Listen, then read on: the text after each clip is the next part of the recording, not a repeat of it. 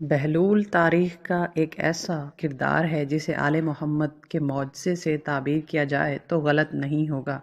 اس نام کے کئی اور لوگ بھی گزرے، لیکن بہلول سے مراد عموماً وہی شخص لیا جاتا ہے جس نے دیوانگی کا مفہوم بدل دیا اور دانش برہانی کے معنی سمجھائے۔ اس کا اصل نام وہاب بن عمرو ہے اور جائے ولادت کوفہ ہے۔ وہ بغداد کے ثروت مندوں میں سے تھا۔ ایک روز خلیفہ ہارون رشید اپنی ملکہ زبیدہ کے ہمراہ شطرنج کھیل رہا تھا۔ بہلول بھی قریب بیٹھا تھا۔ اسی وقت چوبدار نے صدا دی، ایک شکاری بازیابی کی اجازت چاہتا ہے۔ اجازت ہے؟ شکاری اندر آیا اور زمین کو چوم کر بولا، میں خلیفہ کے لیے ایک بہت عمدہ مچھلی لے کر آیا ہوں۔ ہارون نے زبیدہ سے کہا، یہ انعام کی آس میں میرے پاس یہ ہدیہ لایا ہے، اسے انعام میں 4000 درہم دے دیے جائیں تو کیا مناسب رہے گا؟ زبیدہ بولی، نہیں، یہ مناسب نہیں ہے۔ شکاری کا یہ منصب نہیں کہ اسے اتنا زیادہ انعام دیا جائے۔ آپ فوجیوں اور معزز شہریوں کو بھی انعام و اکرام عطا کرتے ہیں، اگر آپ انہیں اس سے کم دیں گے تو وہ شکوہ کریں گے کہ ہم شکاری کے برابر بھی نہیں۔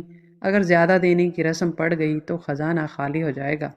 یہ بات ہارون کے دل کو لگی اور وہ بولا، مگر اس کو کچھ تو دینا ہے، تو آپ اس طرح سے کریں کہ شکاری سے پوچھیں کہ یہ مچھلی نر ہے یا مادہ۔ اگر وہ کہے مادہ ہے تو آپ کہیں ہمیں یہ پسند نہیں، اور اگر وہ کہے نر ہے تو بھی آپ کہہ دیں کہ ہمیں یہ نہیں چاہیے۔ اس طرح وہ مچھلی واپس لے جائے گا اور انعام بھی نہیں دینا پڑے گا۔ زبیدہ نے تجویز پیش کی۔ بہلول نے آہستگی سے کہا، شکاری اتنی دور سے بڑی آس لے کر آیا ہے، یہ مناسب نہیں کہ ملکہ کی باتوں میں آ کر آپ اسے نامراد لوٹا دیں اور وہ رنجیدہ ہو جائے۔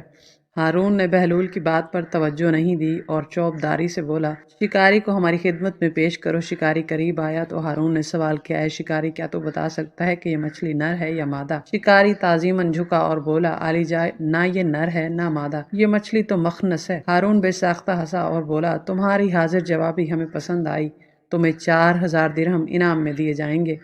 حضور کا اقبال بلند ہو۔ شکاری درہم لے کر دعائیں دیتا ہوا رخصت ہوا۔ جب وہ محل کی سیڑھیاں اتر رہا تھا تو ایک درہم زمین پر گر پڑا۔ شکاری رک گیا اور اس نے درہم اٹھا کر جیب میں رکھ لیا۔ ہارون اور زبیدہ بھی اسے دیکھ رہے تھے۔ زبیدہ جو اتنی رقم جانے پر افسردہ سی تھی، ہارون سے بولی، عالیجا، آپ نے ملاحظہ فرمایا کہ یہ شکاری کس قدر لالچی اور کمینہ ہے؟ اس نے ایک درہم بھی نہیں چھوڑا۔ کیا حرج تھا اسے اگر محل کا کوئی اور ملازم ہی اٹھا لیتا؟ ہارون بھی ملکہ کی بات لائق توجہ محسوس ہوئی۔ اس نے پکار کر کہا، شکاری کو بلایا۔ قریب بیٹھے ہوئے بہلول نے دبی زبان میں کہا، عالیجا، ملکہ کے کہنے پر شکاری کو نہ روکیے۔ ہارون نے توجہ نہیں دی۔ تب تک چوبدار شکاری کو بلا لایا اور ہارون کی خدمت میں پیش کیا۔ ہارون بولا، اے شکاری، ہمیں تیری یہ حرکت بہت ناگوار گزری ہے کہ تیرے پاس 4000 درہم موجود ہیں۔ اگر ان میں سے ایک گر گیا تھا تو نے بھی یہ بھی گوارا نہیں کیا کہ اسے چھوڑ دے، شاید وہ کسی غریب کو مل جائے، وہ اس سے اپنا کام نکال لے۔ شکاری تعظیماً جھکا اور بولا، جان کی امان پاؤں تو کچھ عرض کروں۔ ہارون نے امان دی۔ شکاری احتراماً لہجے میں بولا، حضور، یہ ناچیز پست فطرت نہیں ہے بلکہ نمک کی قدر کرنا جانتا ہے۔ میں نے اس لیے وہ درہم اٹھا لیا تھا کہ اس کے ایک طرف آیت قرآنی کندہ ہیں اور دوسری جانب آپ اس میں گرامی۔ میں نہیں چاہتا تھا کہ یہ زمین پر پڑا رہے اور کسی کے پاؤں تلے آ جائے اور بے ادبی ہو۔ خلیفہ کو اس کی حاضر جوابی نے ملحوظ کیا۔ اس نے خوش ہو کر حکم دیا، شکاری کو 4000 درہم اور دے دیے جائیں۔ شکاری رخصت ہو گیا تو بہلول نے کہا، عالیجا، کیا میں نے آپ کو نہیں روکا تھا کہ شکاری کو واپس نہ بلائیں؟ ہارون ہنسا، بولا، بہلول، آج تو میں نے تجھ سے بھی زیادہ دیوانگی کا مظاہرہ کیا۔ تم نے مجھے دونوں بار روکا، لیکن میں نے تمہاری بات کو انسنا کیا، اور ملکہ کی بات پر کان دھرنے کا یہ نقصان ہوا کہ 4000 کی بجائے 8000 درہم خزانے سے گئے۔ کہتے ہیں کہ ایک بار ہارون نے یونان سے کسی حکیم کو بلوایا۔ جب وہ بغداد پہنچا تو ہر طرف اس کا ڈنکا بجنے لگا۔ ہارون نے اسے دربار میں بڑی عزت دی، جس کی وجہ سے اس کے امراء اور معززین شہر حکیم سے خاص طور پر ملنے کے لیے دربار گئے۔ بہلول کو بھی خبر ہوئی۔ وہ بھی اپنی دیوانگی کا لباس پہنے دربار میں جا پہنچا۔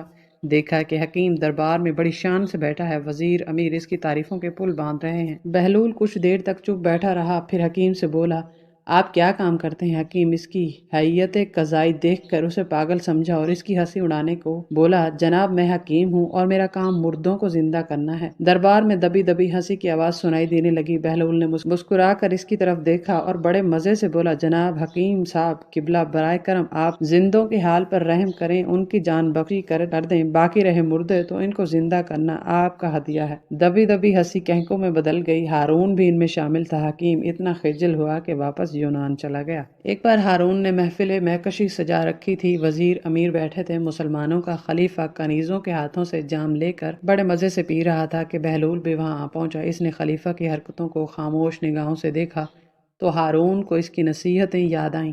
نشے کی ترنگ میں اس نے سوچا کہ اس سے پہلے کہ بہلول کوئی ایسی بات کہہ دے جو اس کا سر جھکا دے، وہ پہل کرے۔ اس نے بہلول کو دیکھا اور بولا، بہلول، میرے پاس تمہارے لیے ایک سوال ہے، کیا اس کا جواب دو گے؟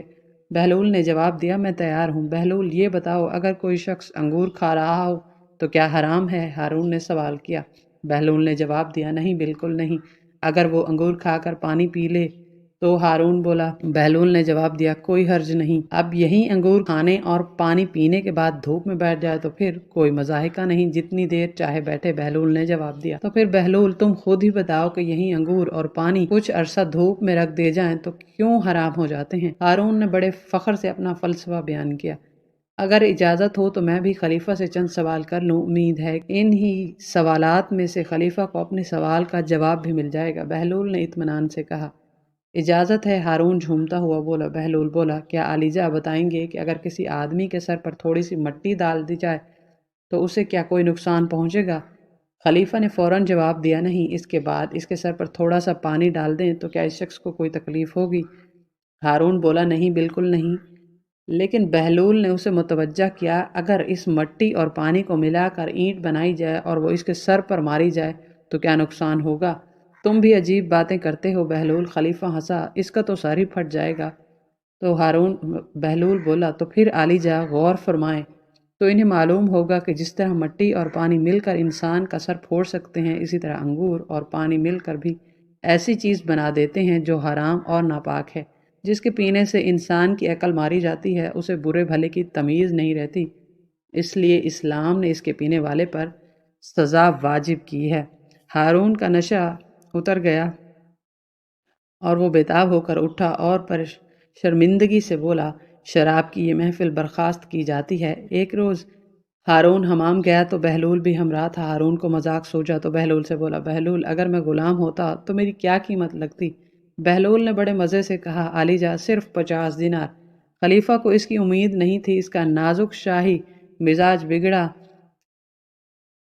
ہونا، تم دیوانے، انسان کی قدر و قیمت کا تو تمہیں اندازہ ہی نہیں، احمق، جانتے ہو کہ یہ تہمت جو میں نے پہن رکھی ہے 50 دینار تو صرف اس کی قیمت ہے۔ میں نے بھی تو صرف تہمت ہی کی قیمت لگائی ہے سرکار، ورنہ خلیفہ کی کوئی قیمت نہیں ہے۔ بہلول نے ہنس کر کہا،